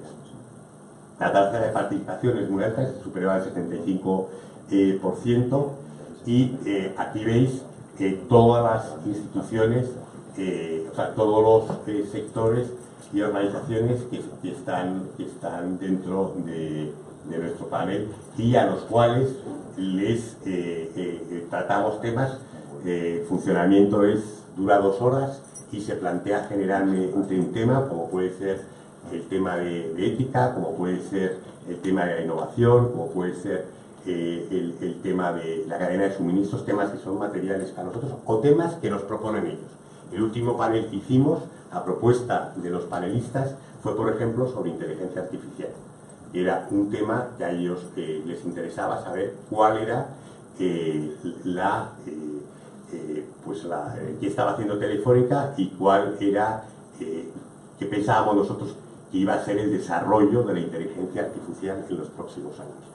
Este feedback que le dimos nosotros y que ellos también nos dieron, porque ellos nos dan su opinión sobre cómo ven estos temas, pues nos es muy útil. ¿Qué hacemos? Cuando hacemos, por ejemplo, el tema de cadena de suministro, hacemos al final de la reunión un resumen con lo que se ha discutido en el panel y esas minutas les traspasan al área que ha estado involucrada, que está involucrada en ese tema, como es el área de compras. Lo que hacemos es, traemos normalmente en los paneles una persona experta independiente, que no sea de Telefónica, y traemos a un representante al más alto nivel de las áreas del tema que se va a discutir en el panel. Pues si es del tema de cadena de suministros, pues viene el director general de compras del grupo Telefónica, porque la idea es que esto sea útil no solo para nuestra área, sino para todas las áreas de la compañía, y que ellos directamente puedan ver cuál es la imagen que tienen nuestros grupos de interés sobre ese tema. También hicimos una recientemente sobre derechos humanos y la idea era testar si nuestros grupos de interés pensaban o creían que estábamos gestionando bien el tema de derechos humanos dentro de la compañía. y obviamente invitamos a la persona responsable de los temas de derechos humanos de la compañía, a la cual pues obviamente le hacen preguntas, ella explica cuál es la forma de gestionarlos, y la verdad es que fue muy interesante. Y esto es lo que pretendemos medir, obviamente es la reputación entre nuestros grupos de interés, pero teniendo un diálogo muy directo y exponiendo un poco qué estamos haciendo dentro de la empresa para conseguir una crítica constructiva. Tenemos algunos panelistas que son bastante críticos, lo cual genera, os tengo que decir, que dentro de la empresa bastantes conflictos. Pero bueno, de eso se trata. Nosotros, la idea que tuvimos cuando lo creamos, Susana y yo, es: oye, a mí no me sirve que me vengan unos y me digan que bien lo hacéis todo, porque esto no nos conduce a nada. Lo que nos interesa es tener gente que sea crítica con cómo hacemos las cosas de Telefónica. Y viendo que el público general es muy crítico, digo, oye, hay que coger gente que nos diga la verdad, ¿no? Si no, va a parecer que el rey está desnudo y nadie se lo dice, ¿no? Queríamos la verdad. Y esto es un poco cómo medimos la reputación dentro de Telefónica y sobre todo qué relación tenemos con nuestros grupos de interés. Yo aquí quería decir solo una cosa: lo más importante con los grupos de interés, que nos hemos dado cuenta en los últimos años, es el diálogo. O sea, es sentarte, aunque a veces es incómodo, y hablar con ellos y que te digan qué piensan ellos de ti, porque es la única manera que dentro de la empresa se puedan cambiar las cosas. Y otra cosa es, a las áreas que generalmente funcionan como silos, llevarles y enfrentarles a los grupos de interés, porque generalmente hay un área que se ocupa de ello y dice, bueno, estos ocupan estos, yo no tengo nada que ver. No, tú sí, tú vas y te enfrentas a ellos, y esa es la manera de que la empresa funcione horizontalmente, que no haya silos, sino que a la gente la pongas delante de los grupos de interés y que sepan ellos, en primera persona, cuál es la realidad de la percepción de los grupos de interés que tienen sobre una determinada área o sobre una determinada forma de gestionar o política de la compañía. Muchas gracias.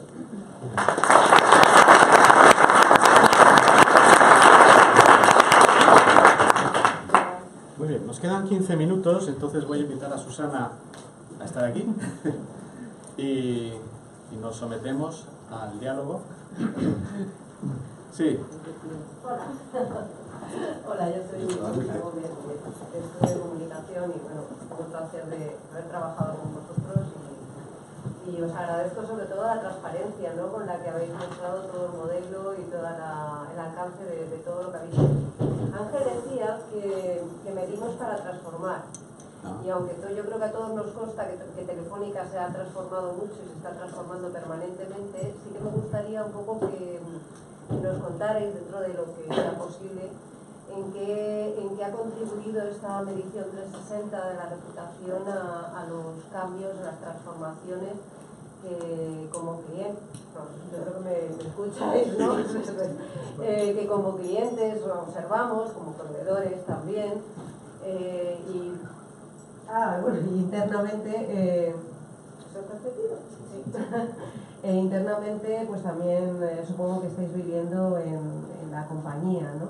¿Cómo ha ayudado este modelo tan sólido de medición de reputación a las transformaciones y a la transformación de Telefónica en el negocio y en su presencia pública? Bueno, te contesto yo. Como decía Ángel en su intervención, lo más importante es medir, porque si quieres cambiar algo tienes que tener... Como están grabando... Lo más importante es medir, porque si quieres cambiar algo tienes que tener algo, en este caso una medición que puedas internamente justificar que tiene que haber una transformación. O sea, si no tienes ningún indicador que te diga que hay que cambiar, pues es muy difícil convencerle a una área que hay que cambiar. Tienes que medir. Entonces nosotros creemos que la base de la transformación ha sido un poco el que hemos empezado a medir y a tener y a tomar el pulso a los distintos grupos de interés. Y al final, ya sea de cara a la gente que diseña los productos y servicios o la gente que se ocupa de la calidad o de la atención al cliente, al final ellos lo que están esperando es tener esa medición y esas métricas que incluso les ayuda a ellos a ir avanzando y mejorando, porque al final es que si no tienes esos indicadores es muy difícil saber si lo estás haciendo bien o lo estás haciendo mal.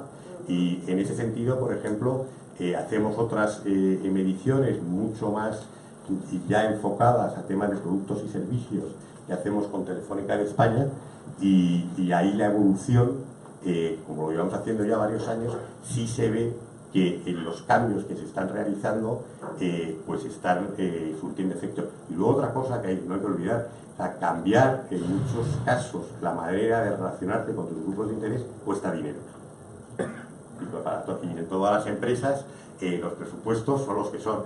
Entonces hay que justificar muy bien que quieres gastarte ese presupuesto para mejorar un proceso, producto o la relación con el cliente, y lo que te sirve al final son las métricas. Yo solo por complementar algo a nivel cualitativo, porque lo que dice Eduardo, o sea, realmente hemos tardado, o sea, toda esta historia la hemos hecho en más de 10 años. O sea, ahora estamos muy orgullosos de haber hecho parte de la historia, pero realmente en los 10 primeros años la palanca básica ha sido el movimiento se demuestra andando. Entonces, o tienes ese indicador, o sea, al final todo hablas de opiniones y todo eso. Pero totalmente de acuerdo con la parte más cuantitativa. Con la parte más cualitativa, y yo creo que es un buen ejemplo de también un poco de los outputs de este panel extendido, por ejemplo, es que nosotros hace 2 años, casi al poco de crearse nuestro panel para este grupo tan especial de stakeholders, Telefónica también nombró el área del Chief Compliance Officer a nivel también global. Y este área, uno de los cometidos que tuvo en sí era, de alguna forma, revisar todo nuestro código ético. Fue nuestro primer, por así decirlo, área interna al que le sometimos no sé cómo llamarlo, a la opinión de estos grupos. Y abiertamente fue el que planteó que en esa reunión este panel valorase y diese comentarios a lo que iba a ser el nuevo código de ética en la compañía. Y o sea, hay recomendaciones que se han recogido, hay recomendaciones que se van a tener en cuenta al futuro porque a lo mejor no era el momento, y hay otras que no se han aplicado.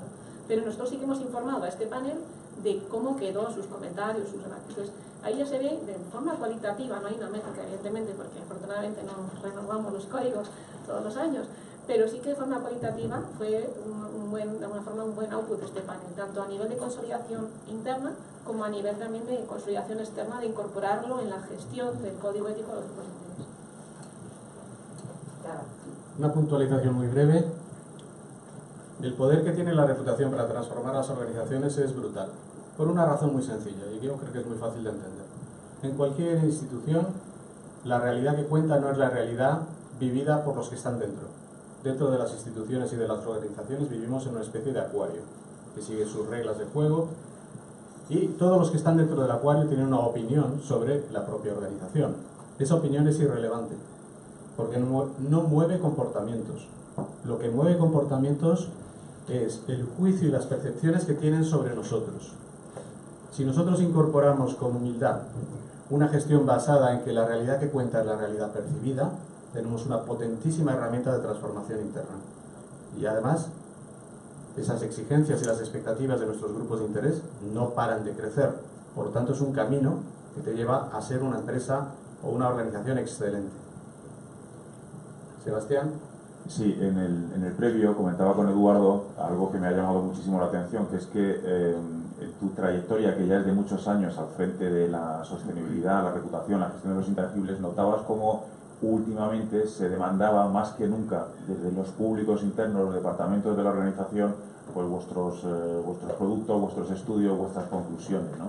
Entonces yo creo que uno es tanto más importante cuando más se necesita dentro de la organización lo que estáis generando, ¿no? Quizá yo creo que es un buen indicador que nos ilumina con respecto a cómo habéis conseguido realmente ser tan relevantes como para poder ser un elemento clave que es demandado por distintos departamentos de la organización. Yo creo que es donde se produce el punto de inflexión, de ser los raros que están haciendo no sé qué, a ser los imprescindibles que están haciendo cosas que yo necesito para mi desempeño, ¿no? Quizá contarnos esto puede ser muy ilustrativo e iluminador para nosotros. Bueno, pues sí, como comentábamos antes en el café, efectivamente, al final, hombre, yo creo que internamente, nosotros cuando fuimos a hablar con las áreas, y quieras que no, todo el mundo tiene dentro de sí, quiere saber qué percepción se tiene de ellos, ¿no? Fuera. Entonces, al final vimos que ellos tenían mucho interés en saber qué pensaba el panel o qué pensaban los grupos de interés sobre qué estaban haciendo ellos. Y al final eso pues se lo fueron diciendo de un área a otra, y al final incluso eran las áreas las que nos pedían que querían ir al panel. Con lo cual lo que generó es internamente pues un deseo de todas las áreas de decir, oye, pues ha ido el Chief Compliance Officer a hablar de temas de ética, oye, porque yo quiero ir y quiero saber a ver qué dicen de mí, ¿no? Y al final pues eso, si quieras que no, pues sí que nos ha dado cierto liderazgo dentro de la organización en este tipo de temas. Al final, al principio pensábamos que nos iba a costar más, luego al final, pues el boca a boca ha hecho que nos haya costado mucho menos y que haya cogido pues mucha atracción. También es verdad que desde un principio lo hicimos para involucrar al más alto nivel. O sea, las conclusiones del panel se presentan a la comisión del Consejo, que se ocupa de los temas de sostenibilidad. Con lo cual, al final, todos las áreas dicen, oye, pues estos, luego les llega de arriba abajo, oye, me han contado esto del área esta, que los grupos de interés están diciendo esto de vosotros, pues ellos al final pues se interesan. Pero sí, al final yo creo que es un tema que internamente todas las áreas tienen que saber qué percepción tienen de ellas, aunque sea solo por orgullo, ¿no? Y yo creo que ha funcionado muy bien. Guillermo. Yo quería hacer una pregunta. En estas métricas, las métricas han ido evolucionando en estos últimos años, los sistemas de medición, las formas de consultar, etc. Pero me parece que hay como dos grandes campos que son bastante diferentes y quizá complementarios. Uno son las métricas que sirven para construir rankings de reputación entre distintos sectores o entre conjuntos de empresas muy generalizados. Y otras son las métricas ad hoc por encargo, para el desarrollo de la gestión de una empresa concreta, ¿no? Y cada uno de estos dos objetivos o esfuerzos o iniciativas tendrá sus funciones y su especificidad y su alcance. Entonces querría preguntar qué aportan las métricas tendientes a rankings transversales intersectoriales y qué no aportan o qué aportan las métricas ad hoc específicas para una empresa. Muy bien.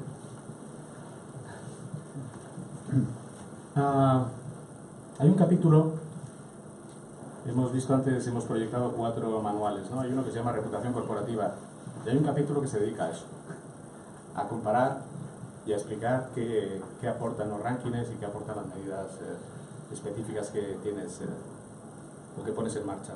Y es muy sencillo. Los rankings además creo que han cumplido una función que es muy útil, que es poner sobre la mesa asuntos o temas que antes no estaban en la mesa de quienes toman decisiones. Los primeros rankings que surgieron fueron sobre el valor de las marcas y, para sorpresa de los comités directivos, de pronto tomaron conciencia de que las marcas valían millones y millones de euros o de dólares. Entonces creo que la función de los rankings es poner sobre la mesa determinados asuntos. Lo mismo ocurrió con la reputación. El primer ranking que se publicó en el mundo fue en el año 96 en la revista Fortune. Es un ranking que se basa en un modelo académico que creó también el profesor Charles von Brunn, se llama Reputation Quotient y se llama The Most Admired Companies of the USA y se sigue publicando cada año. Entonces es muy sencillo, los rankings no sirven para gestionar, los rankings sirven para poner determinados temas sobre la mesa. Para gestionar necesitamos construir nuestras propias herramientas de gestión, que lo que hacemos es utilizarlas internamente para impulsar, para mejorar y para también transformar nuestras organizaciones. Se quería complementar porque ese debate también hemos tenido internamente hace mucho tiempo en Telefónica. Es cierto que realmente el hecho de que... Perdón, ¿así mejor? Sí. es hecho de que aparezcas en un determinado medio de comunicación, sobre todo cuando es de los más masivos, antes por lo menos causaba cierta alarma. Ahora ya yo creo que nos hemos inmunizado un poco. Entonces, lo que nosotros sí que queríamos es, como esta es una métrica que sí que estamos reportando, es un único indicador intangible que se reporta al Consejo. A las comisiones se reportan, pero a lo que es el Consejo, el único que se reporta es reputación. Entonces, nosotros sí que queríamos de alguna forma ver qué tipo de relación hay entre un ranking que se publica a nivel sectorial, que es el del GSMA, que utiliza este REFRA, y lo que nos ocurre a nivel de gestión. Necesitamos tener palancas. Es cierto que el indicador, el número final de esa nota, nunca va a coincidir, porque hay más países, más o menos operadores, es otro momento, pero por lo menos que las tendencias sean las mismas. Pues por eso justo incorporamos nuestro, llamémoslo indicador global de reputación, en otros estudios de la casa y vimos qué relación. Y por eso hicimos, en el caso concreto de clientes, hicimos el ejercicio con el tema de cómo se relacionan clientes con ISC, que ya es un indicador interno de gestión, o con el NPS, el Net Promoter Score, también es un indicador de gestión, o incluso con el tema de marca. Eso se ha hecho ese ejercicio y vemos qué tipo de relaciones hay. Pero sí que no queríamos perder de vista el indicador global de reputación para evitar luego sorpresas cuando esto se publique una vez al año cada X y, oye, que la reputación de España, yo que sé, o de Brasil, o del país que sea, está peor de lo esperado, esto se debido a eso. Entonces, para poder también gestionar, porque si no, en un entorno en el que al final, por así decirlo, la misma métrica tiene dos valores distintos, al final genera muchísima incredulidad sobre eso. Entonces, para evitar eso, lo incorporamos en nuestros propios estudios de bien sean de empleados, de clientes o de proveedores. Sí, me ha recordado ahora momentos intensos, ¿no? Que es el momento de la publicación de los rankings. Y uno de los temas que ocurre en la reputación es algo muy sencillo, y lo mencionó antes Susana. Tenemos una reputación diferente para cada stakeholder. Entonces, eso significa que dependiendo del grupo de interés al que consultes, los resultados van a ser completamente distintos. Y no es porque sea erróneo, es porque tenemos una reputación diferente en cada stakeholder. ¿Tenemos una pregunta de Luis? Sí. Bueno, felicidades por una presentación muy interesante a los tres. La verdad es que ha sido estupendo escucharos. A mí el tema de Telefónica o la Telefónica me llega por varios lados. Como es lógico, como probablemente pasa con algunos otros, usuario, proveedor hace algunos años ya, y por el lado de stakeholders, ¿no? Vamos, del stakeholder, de accionista, quería decir. Y quería que me respondierais un poco los tres, o Ángel y Telefónica, porque al final yo creo que Telefónica está en un momento crítico, analizándolo quizás desde el lado más del valor de la compañía, de la capitalización, y sabiendo las tensiones o la relación siempre complicada que hay entre el territorio intangible y el territorio financiero, sobre todo, ¿cómo concretáis a nivel de medición lo que está pasando con el valor de la acción, que realmente está en los niveles mínimos? Yo cuando trabajaba con Telefónica hace ya algunos años, pues estábamos en 3 veces el valor de la compañía, y como usuario sí que he notado claramente una mejora en la calidad de los servicios, que la refleja muy bien el estudio, ¿no? Comparándolo con otros proveedores, ¿no? Con lo cual, claro, al final el mercado pues te valora de una manera, y lo tenemos ahí claro, y eso es un factor todavía determinante. Entonces, ¿cómo estáis trabajando para poder realmente modificar o transformar eso? Bueno, la verdad es que vivimos en un mundo muy complejo, ¿no? En un mundo en el cual, aparte de la globalización, también el tema político, económico, hay tantos factores que influyen hoy en día en las empresas y en el valor de las empresas, que al final yo creo que el tema es fijarte un poco más a medio y largo plazo.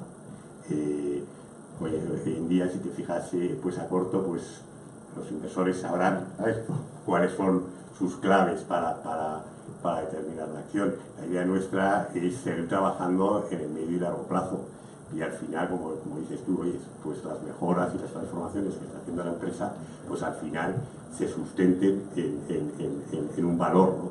Pero es verdad que yo creo que el ecosistema donde nos movemos hoy en día es complicadísimo, y tan pronto es muy positivo la diversificación geográfica de una empresa, como de repente te penaliza, ¿no? Entonces es difícil de entender hoy en día qué es lo que tienen que hacer las empresas, ¿no? Pero bueno, nosotros la verdad es que trabajamos desde nuestro área, desde el área de todo el área de sostenibilidad, es el medio y largo plazo. Y esperemos que en el medio y largo plazo pues las cosas vayan mejor y las transformaciones que estamos haciendo pues que cuajen. Bueno, totalmente de acuerdo. Comentar que en el panel, por ejemplo, no tenemos una medición única de accionistas, a lo mejor habría que tenerla para poder, tenemos, pero no hay masa como para aislarlo, por así decirlo. Entonces, pero sí que decir que lo que es en el panel CORE, tenemos pues a dos de los grandes, uno es el representante de la Bolsa de Sao Paulo y luego estamos con Allianz, que está en gestión de corporación. Entonces, con ellos, lo que es en sí la imagen, una cosa es un poco de alguna forma el movimiento bursátil que viene muy contaminado por muchas cosas, pero la evaluación que nos dan a nivel de, ya no solo de reputación, sino de gestión de todos los temas que hemos venido tocando durante estos 2 años, porque Allianz ha repetido, o sea, nuestro panel tiene como de alguna forma un periodo para no ser como luego convertirte muy, no sé, en un grupo de amigos que hablamos de, pues cada 2 años renovamos el panel, un 30% de forma. Es muy complicado decir quién se queda o quién se va. Entonces, Allianz fue uno de los que de alguna forma él decidió quedarse y al final ha permanecido, y la verdad que la participación es súper activa y bastante pues, activa y crítica. Pero no solo eso, sino que al final, para sorpresa nuestra, es que fuera de lo que es Telefónica, en otros ambientes, en otros informes procedentes de otros fondos de inversión, en el caso de HSBC, sin nosotros saberlo, Allianz vino al panel a comentarnos que habíamos sido nombrados como mejor práctica Telefónica. Entonces, ¿cómo se corresponde que hablen, de comillas, bien o que de alguna forma reconozcan el esfuerzo de transformación que estamos haciendo con el valor actual de la acción? No sé decirte, pero sí que es cierto que a nivel cualitativo y de forma indirecta, porque podíamos no habernos enterado de este tipo de recomendaciones, desde fuera lo están viendo como positivo. ¿Cuándo tardará en traducirse? Yo creo que, como decía Eduardo, es una cuestión a largo plazo, más allá de que hay una concretización de factores muy complejos, ¿no? Simplemente para cerrar esta pregunta, existen numerosos estudios e investigaciones ya publicadas desde hace muchos años en que se establece una relación clarísima comparando las empresas con buena reputación, la evolución en bolsa de las empresas con buena reputación con aquellas que no tienen una buena reputación. Y en el largo plazo la diferencia y el gap es enorme. Y eso está absolutamente asentado y demostrado. Vamos a pasar a la última pregunta porque ya es la hora y el café nos espera. Bueno, voy a tratar de ser breve. Soy Paco González, director de comunicación de Saber. Quería daros las gracias por compartir vuestra experiencia, creo que nos ha ilustrado a todos mucho. Y bueno, felicitaros sobre todo por la iniciativa del panel asesor, porque me parece realmente muy valiente y realmente está un poco, en fin, que tiene riesgos, ¿no? Y os quería preguntar sobre eso. Realmente cuando le das voz a un público informado y de alguna manera le abres las puertas de tu casa para compartir ciertas cosas, ¿no existe el riesgo de que no puede haber una tendencia a poner sobre la mesa y discutir sobre temas estratégicos o sobre decisiones que realmente forman parte de otro foro, que es el Consejo de Administración? Es decir, no hay una tendencia que ese panel acabe juzgando, acabe dando opinión sobre temas estratégicos que a lo mejor no es el foro adecuado, ¿no? Y el segundo riesgo que yo veo, me gustaría si me podéis decir, es si generar la expectativa a esos grupos de interés de que pueden dar su opinión y que se están empoderando de alguna manera, no hay un riesgo de frustración si sus recomendaciones pues, no son siempre atendidas. Gracias. Es cierto, las dos cosas que planteas. Riesgo hay y bueno, era un miedo que teníamos y que hemos tenido situaciones más o menos fáciles y difíciles. Sí que es cierto que en los dos niveles de panel, en el panel core, tenemos un presidente externo a Telefónica, que es el que modula un poco todo este tipo de temas y en el que podemos, llegado el caso, recoger el guante y tratarlo en otro momento. Pero siempre es una entidad externa a Telefónica, de forma que ese diálogo es abierto y que de alguna forma todas las opiniones o todas las dudas, requerimientos pueden tener cabida, pero que originalmente esa sesión X, que además tiene un tiempo muy limitado, son 2 horas, se ha establecido para tratar tal tema y para no desviar la atención de los 12 panelistas o 12 panelistas, pues de alguna forma se sigue con el orden del día y luego pues llegado el caso o hay una reunión en petit comité, abierta si otro miembro del panel quiere también sumarse y se puede de alguna forma escalar para evitar de alguna forma monopolizar y también dejarle sin darle respuesta. Queremos darle respuesta, pero Y luego, en lo que es la parte del panel core, no hemos en este tiempo, evidentemente, necesito saber qué ocurre de aquí para adelante, pero no hemos tenido, porque si luego tenemos a final de año sesiones one-to-one con cada uno de ellos, para que nos digan qué aspectos, no sé, de alguna forma mejorarían, dónde ha faltado que Telefónica profundice, lo que esperan, o qué ha cambiado en este último año y que en el mundo y dónde quiere que se incorpore a Telefónica. Entonces, nadie nos ha comentado, oye, pues no me he sentido escuchado. No, evidentemente, o sea, todo se recoge y se da respuesta, o intentamos dar respuesta, pero nadie nos ha comentado eso en un one-to-one. Y de hecho, la prueba es que este año, cuando hemos tenido que hacer la renovación de ese 30% que hablábamos, pues con mucho pesar hemos tenido que decir que no a gente pues muy valiosa, pero que ellos querían seguir participando, a pesar de que son gente también de muy alto nivel de estas compañías, que viajan muchísimo y que a veces compatibilizar la presencia de todos, por eso de ahí el índice de asistencia de un 75% es complicado. Entonces, tenemos que explorar cómo les damos respuesta, porque ellos, los que han abandonado el panel, quieren seguir vinculados a esta iniciativa, aunque sea de otra manera. Pero en eso estamos ahora en vidas de trabajo. Pues ahí nada. Y luego, lo que es la parte que es más compleja, y ahí sí que puede darse esa casuística, en lo que es la panel extendido, que es una consulta más online, aunque es online, pero sí que hay espacio para, de alguna forma, no es una típica encuesta de sí, no, tal, sí que hay un espacio para establecer comentarios más abiertos, y si él da, el tema de protección de datos personales hoy es un issue, si él da el consentimiento, que nos ponemos en contacto con él, porque las encuestas evidentemente totalmente anónimas, pero si él da el consentimiento, o sea, entre comillas, persona facilita un número de tal, nosotros nos ponemos en contacto con él. Entonces, ¿qué nos ha ocurrido? Que en el panel extendido surgió también para cubrir la huella de 17 países e intentar hablar de algo de una forma más o menos ordenada, pero representando a todos los stakeholders de una forma más o menos equitativa. Entonces, ahí nos apoyamos mucho en el país, o sea, en nuestros equivalentes en los países, cuando llega su informe país de la consulta X, en aquellos casos, y hemos tenido casos en los que la gente sí que te dice que incluso quiere formar parte del panel, que le des su número de teléfono, o que quiere hablar con el área de compras, como nos ha ocurrido al último, para exponer no sé qué cosa, ahí sí que se les da seguimiento. Y lo hacemos con el área país. Evidentemente, creemos que se lo estamos dando a todos aquellos que nos facilitan ese dato de contacto, porque si no, es imposible intentar dar una respuesta a alguien que nos ha entendido. Pero ahí sí que lo estamos haciendo y nos apoyamos mucho en todos los países. Muy bien, pues queda agradecer en primer lugar a Telefónica como patrono de Corporate Excellence, que esté aquí dando la cara, presentando con transparencia y con tanto interés su caso de medición de la reputación, a la Cámara de Comercio Alemana por invitarnos a compartir con nosotros estos datos y esta información, y a DIRCOM, por supuesto, por habernos invitado y seguir contando con Corporate Excellence en muchas de las actividades que hacemos conjuntamente.